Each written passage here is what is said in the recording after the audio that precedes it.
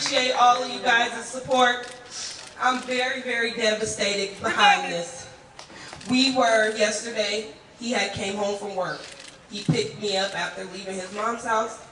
We got pulled over allegedly for what the officer said was a broken headlight on the passenger side. As the officer pulled us all over to the side of the road, there was two officers.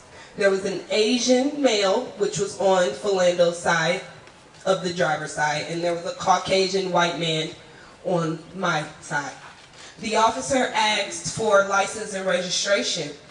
As my boyfriend Philando went to reach for his identification, which he always kept in his right backside pocket, he began to let the officer know that he was concealed and carried. He was armed.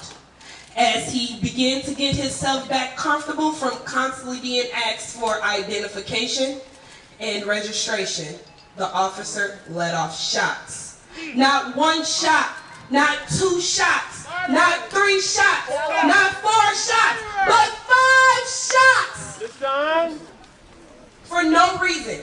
How can one man put his hands in the air and reach for identification at the same time as he is telling you that he is armed? He was having difficulty. It was in the holster in his pants when they removed him from the car, as was his wallet in his back pocket. They did not check for pulse on the scene of the crime. They did not make sure that he was breathing. They instantly rushed their colleague off to the side where they comforted him, where he began to mourn and cry, "Oh my God, I can't believe this. What I did!" We heard it. He asked, let me tell you guys again, we were pulled over for alleged broken headlight. He asked us, did we know? And we stated that we did not know. We were unaware. At the time, he asked for license and registration. As Philando began to have difficulties reaching for his identification because of his concealed firearm on his person, he told the man very calmly and very respectfully that he was carried. He began to yell, "Don't move! Don't move!" as he was already moving to get his identification. Murderer. This is unacceptable that he would come to the car. He seemed very frantic. He seemed very nervous. But he still had no right to bear arms on an innocent man in front of his girlfriend and her child. They make so many excuses. They took me off the scene. They took my phone. They didn't feed us. They manipulated me to go to the station where they agreed to feed us and give us water, and they didn't. They handcuffed us. They put us, me and my daughter, in a room until the BCA came and questioned me, where they separated myself and my daughter. I did not leave. They took over my Facebook page after the video was posted. I was gone because I was in the Roseville precinct. When I got there, there were not one officer in sight. The precinct was closed. No one came to ask me questions. I waited and I waited and I asked many questions. I asked, was he dead? They told me he was at Regents. When I tried to get to Regents, he was never at Regents. He was at because he was transported to HCMC. And had possibly he was at Regents, he could have survived. That's right. If they would have helped him, he would have survived. But the officer at hand wrongfully fired his weapon when he asked for license and registration. If it's okay for a community to be concealed with license, why is it okay for an officer to bear arm for no reason when stating out of his mouth, I have a firearm? He volunteered that information. The officer didn't know. He didn't know that he had a firearm until he had difficulties reaching in his right pocket to get his wallet. I was treated like a criminal. I was treated like I was the one who did this. They were very, very racist towards me. They treated me like this was my fault.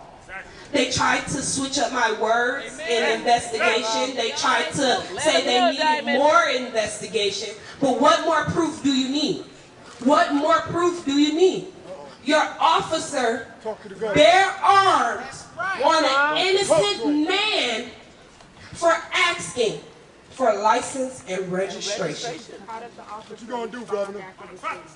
He was crying.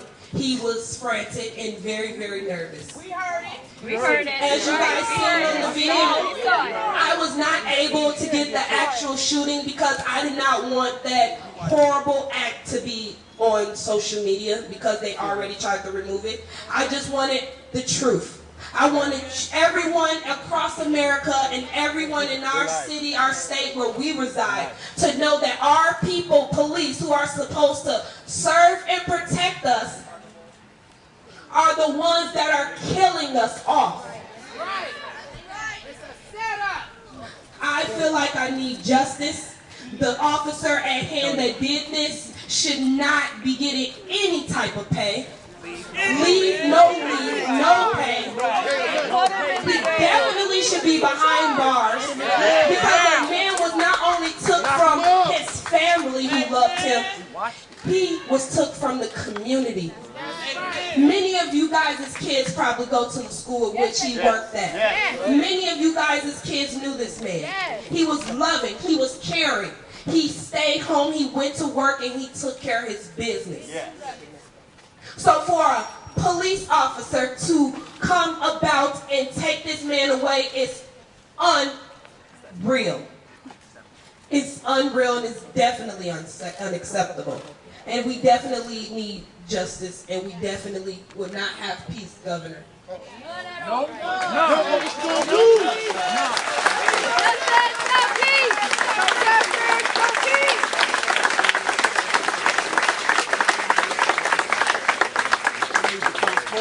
Diamond, how long did it take to get medical attention? We seen it on camera. Justice. He needs to be charged as murder. Exactly. He's a murderer. Murderers. He's a murderer. They get charged and they go to the system. Let's give Diamond Reynolds another round of applause for her courage.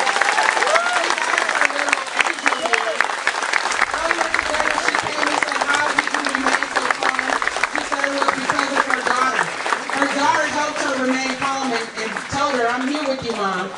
So let's give this little baby a round of applause. Make sure you're praying for this baby.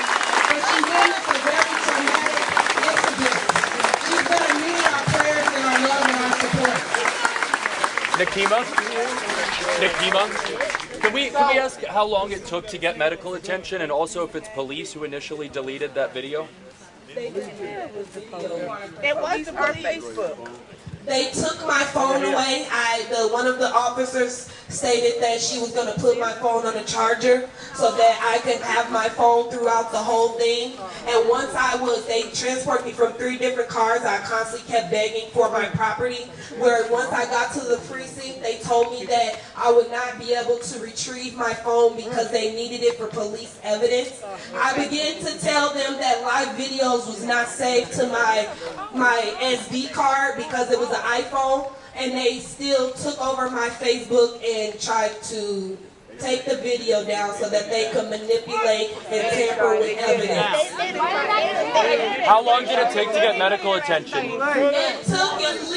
It took at least 15 minutes for the paramedics to come, and even still when they came, before they never checked his pulse to see if he was still breathing or if he wasn't, as they rushed him away, and the paramedics, after he was already dead on the scene. You all witnessed his last breath. That's right. Yes, we did. So with that, what we're going to do is